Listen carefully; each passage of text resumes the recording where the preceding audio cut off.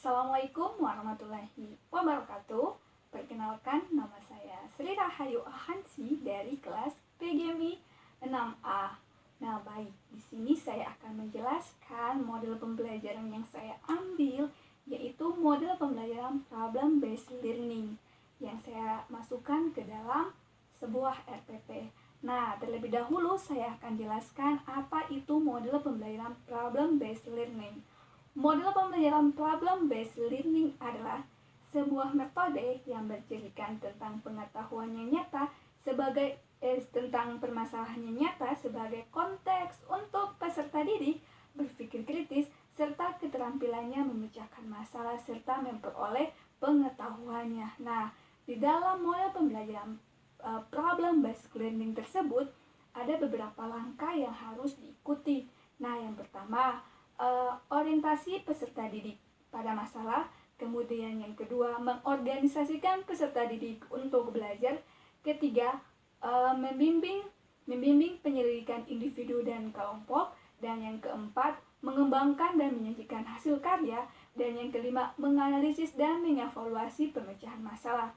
Nah, itulah langkah-langkah model pembelajaran problem based learning. Nah, kemudian kita sudah masuk ke dalam RPP, yaitu saya mengambil RPP kelas 1 semester 1, yaitu tema diriku, subtema 2 adalah tubuhku.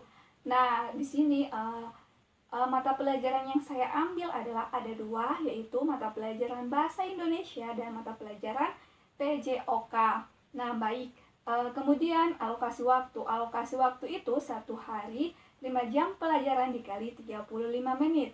Nah, kemudian dalam RPP juga ada kompetensi inti. Kompetensi inti itu didapat dari mana? Kompetensi inti saya ambil dari silabus yang sudah ada, yaitu 4 kompetensi inti. KI1, KI2, KI3, dan KI4. Kemudian sudah masuk pada kompetensi dasar dan indikator. Kompetensi dasarnya juga saya ambil dari silabus. Kemudian indikatornya saya jabarkan sesuai dengan kompetensi dasar. Nah, kemudian setelah itu sudah masuk pada poin kecil, yaitu tujuan pembelajaran. Tujuan pembelajaran diambil dari mana? Tujuan pembelajaran saya ambil dari indikator yang sudah saya jabarkan dan sesuai dengan indikator tersebut. Nah, kemudian materi pembelajaran. Materi pembelajaran itu saya ambil dari buku siswa halaman 45 dan ada juga halaman 46 dan halaman 47 dan halaman 48. Nah, kemudian media dan sumber belajar, itu media dan sumber belajar itu ada buku siswa, alat tulis seperti buku, dan pulpen. Nah, kemudian model, metode, dan pendekatan yang saya ambil. Yaitu pendekatan saintifik. Kemudian model pembelajaran yang saya ambil yaitu model pembelajaran problem based learning. Dan kemudian metode yang saya gunakan dalam RPP tersebut apa? Saya menggunakan metode ceramah, penugasan, tanya jawab, dan metode diskusi. Nah, itulah metode, model, dan strategi yang saya ambil. Nah, kemudian kita sudah masuk pada langkah-langkah kegiatan yang ada model pembelajaran problem based learning. Nah, pada langkah kegiatan tersebut ada kegiatan inti, pendahuluan, kegiatan inti, dan kegiatan penutup. Nah, pada model pembelajaran ini, model pembelajaran problem based learning ini, pendahuluannya itu ada prakegiatan. Prakegiatan itu seperti apa? Nah, prakegiatan ini yang pertama, siswa berbaris di luar kelas secara bergiliran dan ada yang memimpinnya, itu pemimpinnya adalah salah satu siswa. Misalnya sebelum masuk ke dalam kelas, siswa itu berbaris di luar kelas. Nah, kemudian setelah itu siswa melafalkan Pancasila dan dipimpin oleh salah seorang siswa.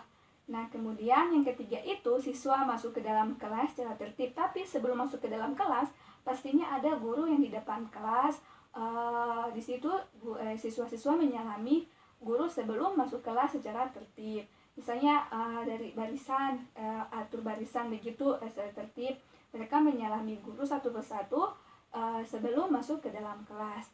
Nah, dalam prakegiatan ini saya mencantumkan waktu sekitar 15 menit. 15 menit itu pada kegiatan pendahuluan. Nah, kemudian pada kegiatan awal. Nah, pada kegiatan awal juga ini masih termasuk dalam pendahuluan pada RPP. Nah, pada kegiatan awal apa yang dilakukan? Nah, pada kegiatan awal di sini guru mengkoordinasikan kelas. Misalnya, contohnya, anak-anak sebelum kita memulai pembelajaran, kalian duduk yang rapi, duduk yang sopan ya. Seperti itu mengkondisikan kelas sebelum memulai pembelajaran. Nah, kemudian guru membuka pembelajaran dengan mengucapkan salam. Contohnya, Assalamualaikum warahmatullahi wabarakatuh. Apa kabar kalian hari ini? Alhamdulillah, luar biasa, Allahu Akbar. Nah, seperti itu. Nah, kemudian di sini setelah itu guru menyuruh salah seorang siswa untuk memimpin doa belajar. Misalnya guru itu menunjuk salah seorang siswa untuk memimpin doa belajar. Misalnya, anak-anak, sebelum kita memulai pembelajaran, alangkah baiknya kita berdoa dulu ya. Seperti itu. Nah, kemudian setelah berdoa, guru mengabsensi siswa. Di sini guru mengabsensi siswa menanyakan, anak-anak, apakah di sini ada siswa yang tidak hadir? Nah, seperti itu. Kemudian di sini setelah absensi tersebut, guru menyiapkan sumber dan media pembelajaran seperti alat dan buku tulis seperti itu untuk masuk ke dalam tujuan pembelajaran. Kemudian guru melakukan persepsi dan melakukan kegiatan dan melakukan permainan. Guru berkata sebelum masuk ke dalam tujuan pembelajaran. Misalnya, anak-anak, ayo kita bermain. Sebelum masuk ke tujuan pembelajaran, Bapak akan jelaskan, contohnya Bapak atau Ibu akan jelaskan permainan. Guru berkata, misalnya, guru berkata, letakkan tangan kalian di bahu teman kalian. Nah, seperti itu. Guru berkata, letakkan tangan kalian di atas kepala kalian. Nah, seperti itu. Itu adalah permainan guru berkata.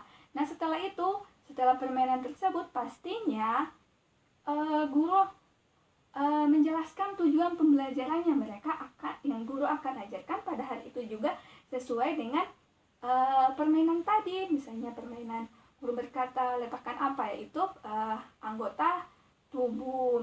Nah, itulah kegiatan awal pada pendahuluan. Nah, di sini juga saya menetapkan waktu atau mencantumkan waktu pada kegiatan awal sekitar 20 menit. Nah, setelah itu kita sudah masuk pada kegiatan inti. Nah, dalam kegiatan inti ini sudah masuk pada model pembelajaran problem based learning. Yang juga ada tahapan-tahapannya atau langkah-langkahnya yang saya sudah jelaskan tadi. Nah, yaitu pada kegiatan inti ini adapun langkah-langkah pembelajaran model pembelajaran problem based learning di sini yang pertama itu kan orientasi peserta didik pada masalah. Orientasi peserta didik pada masalah di sini siswa melakukan permainan guru berkata dikaitkan dengan materi anggota tubuh. Contohnya, guru berkata, seperti saya jelaskan tadi, guru berkata, letakkan tangan kalian di telinga. Guru berkata, letakkan tangan kalian di hidung. Nah, seperti itu. Nah, kemudian siswa memperhatikan contoh yang dilakukan oleh guru. Ya, setelah guru memberikan contoh itu, siswa memperhatikannya. Nah, setelah siswa memperhatikan gerakan contoh yang dilakukan oleh guru, siswa menanya tentang gerakan yang dilakukan oleh guru. Contohnya, salah seorang siswa kan menanya, Ibu, gerakan apa yang Ibu lakukan tadi? Nah, kemudian guru tersebut menjawab, nah, gerakan itu adalah untuk mengetahui anggota tubuh dan fungsinya. Seperti Ibu berikan contoh tadi, seperti letakkan tangan di hidung. Nah, itu menunjukkan tentang anggota tubuh kita. Nah, setelah guru menjelaskan dan setelah siswa itu menanya, nah, kemudian siswa mengamati gambar panca indera yang ditempel oleh guru pada papan tulis dengan nama dan fungsinya. Setelah itu siswa mengamati, ya, kemudian siswa melakukan tanya jawab dengan guru mengenai panca indera dan fungsinya Misalnya, setelah mereka mengamati gambar yang ditempel, setelah guru menempelkan gambar di papan tulis yang jelas, siswa tersebut menanyakan apa yang ditempel oleh guru tersebut. Misalnya ada mata, ada hidung, ada mulut, ada telinga. Yang jelas di situ siswa melakukan tanya jawab dengan guru menanyakan anggota tubuh apakah yang ditempel oleh guru tersebut beserta fungsinya. Nah, kemudian kita sudah masuk pada langkah kedua pada masalah model pemberian problem based learning, yaitu mengorganisasikan peserta didik untuk belajar. Nah, setelah itu guru membagikan beberapa kelompok kepada peserta didik dan berdiskusi tentang anggota tubuh dan bagian-bagian anggota tubuh beserta fungsinya. Nah, contohnya, baik anak-anak, setelah ibu menempelkan anggota tubuh tadi di papan tulis, nah sekarang ibu akan bagikan kelompok untuk kalian untuk berdiskusi untuk menentukan bagian-bagian anggota tubuh beserta fungsinya. Nah, setelah guru membagikan kelompok kepada peserta didik, nah sudah kita masuk ke dalam langkah-langkah yang ketiga pada model pemberian problem based learning, yaitu membimbing penyelidikan individu dan kelompok. Nah, setelah guru membagikan kelompok, di sini siswa menunjukkan anggota tubuh yang diketahui dan menceritakan kegunaannya pada teman kelompoknya. Setelah bagi diskusi yang jelas, siswa menunjukkan anggota tubuh yang diketahui menceritakan kegunaannya kepada teman kelompok secara bergantian. Misalnya si Andi dan si Ali. Misalnya Andi menunjukkan anggota tubuh kepada Ali. Misalnya Ali, perhatikan anggota tubuh yang saya peragakan. Misalnya Andi, Andi meletakkan tangannya di hidung. Fungsinya hidung untuk apa? Kemudian Andi meletakkan tangannya di mata. Fungsinya mata apa? Yaitu untuk melihat. Itu yang dimaksud dengan secara bergantian menceritakan kegunaannya kepada teman kelompoknya. Nah, setelah itu guru berkeliling melakukan bimbingan dan mengoreksi siswa yang memeragakan tentang anggota tubuh. Nah, setelah itu sudah gurunya berkeliling dan mengoreksi siswa yang memeragakan anggota tubuh, apakah ada yang salah atau yang tidak. Nah, setelah itu sudah masuk pada tahap yang keempat dalam model pembelajaran problem basic learning di sini, yaitu mengembangkan dan menyajikan hasil karya. Nah, di sini siswa melakukan peragaan menunjukkan anggota tubuh dan fungsinya kembali tanpa bimbingan guru. Contohnya, siswa tersebut maju ke depan kelas untuk memeragakan tanpa bimbingan seorang guru. Misalnya siswa itu menunjukkan anggota tubuhnya di kepala, kemudian menunjukkan anggota tubuhnya di kaki. Kaki fungsinya untuk apa? Yaitu kaki fungsinya untuk berjalan tanpa bimbingan seorang guru. Jadi situ siswanya sudah mengetahui, atau di sini dalam tahapan model pembelajaran problem basic learning di sini sudah mengembangkan dan menyajikan hasil karya. Nah, kemudian selanjutnya adalah perwakilan setiap kelompok maju ke depan kelas untuk menunjukkan anggota tubuh dan menceritakan fungsinya. Nah, setelah akan dibagi kelompoknya, kemudian tiap perwakilan kelompok maju ke depan kelas memperagakan anggota tubuh dan fungsinya. Misalnya si Andi misalnya kelompok 1 memeragakan anggota tubuh yaitu kaki, yang fungsinya apa? Yaitu untuk berjalan. Kemudian Ali memeragakan anggota tubuhnya yaitu meletakkan tangannya di telinga, yaitu fungsinya untuk apa? Mendengar. Dan mata fungsinya untuk apa? Melihat. Nah, setelah perwakilan kelompok maju ke depan kelas, kemudian dan menceritakan fungsinya, misalnya mata, menceritakan fungsinya mata itu apa? Untuk melihat hal-hal yang baik. Nah, kemudian kita sudah masuk pada tahap kelima pada model pembelajaran problem based learning, yaitu menganalisis dan mengevaluasi proses pemecahan masalah. Nah, setelah setiap perwakilan kelompok maju untuk menceritakan anggota tubuh beserta fungsinya, nah di sini pada menganalisis dan mengevaluasi proses pembelajaran, menganalisis dan mengevaluasi proses pemecahan masalah pada model ini, yaitu di sini siswa dibantu oleh guru untuk menganalisis anggota tubuh, pancaira dan fungsinya yang telah dilakukan. Nah, itulah langkah-langkah kegiatan pada model pembelajaran problem basic learning yang ada dalam RPP pada kegiatan inti, yaitu yang terakhir adalah menganalisis dan mengevaluasi proses pemecahan masalah. Nah, setelah itu kita sudah, di dalam kegiatan inti ini sesuai dengan model pembelajaran problem basic learning, saya meletakkan waktu atau mencantumkan waktu sekitar 130 menit. Oke. Nah, setelah itu kita sudah masuk pada kegiatan penutup. Nah, di sini dalam kegiatan penutup, apa yang dilakukan guru? Yaitu guru bersama-sama siswa merefleksi kembali pembelajaran yang telah dipelajari dan kemudian siswa merangkum pembelajaran yang mereka dapatkan pada hari itu. Misalnya mengulas kembali pembelajaran yang telah guru ajarkan. Misalnya apa saja anggota tubuh yang ada dalam tubuh manusia, misalnya ada mata, telinga, hidung, mulut, tangan, kaki, dan lain sebagainya. Itulah merefleksi kembali pembelajaran yang telah diberikan. Nah, kemudian setelah itu siswa merangkum hasil pembelajaran yang telah diajarkan oleh guru tersebut dengan mencatat dalam sebuah rangkuman. Misalnya guru menyuruh siswa materi apa atau penjelasan apa yang ibu telah jelaskan, tolong kalian rangkum.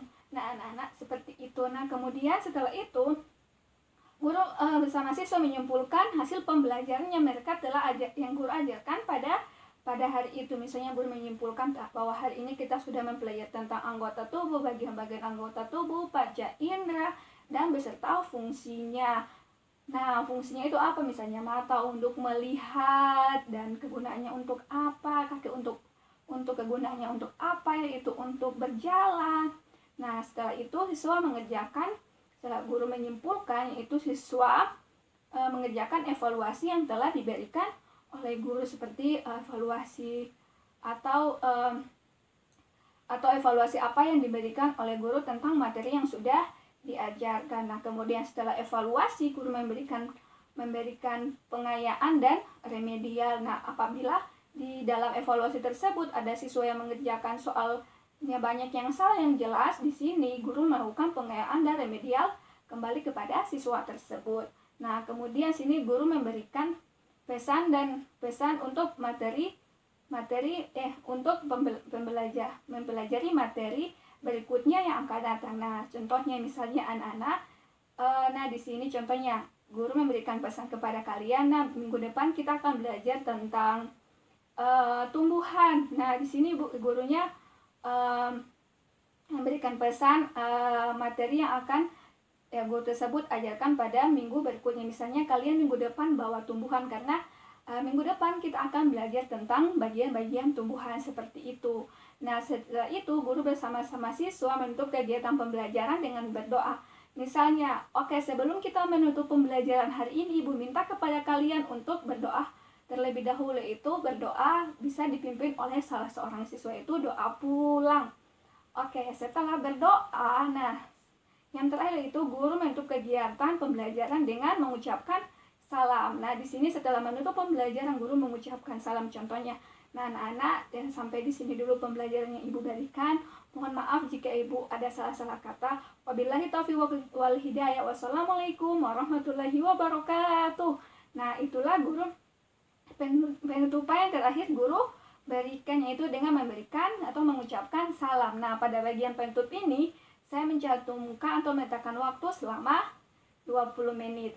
Nah, baiklah, itulah penjelasan saya tentang model pembelajaran problem basic learning yang saya ambil sesuai dengan RPP yang saya buat. Nah, sekian dulu dari saya. Wassalamualaikum warahmatullahi wabarakatuh.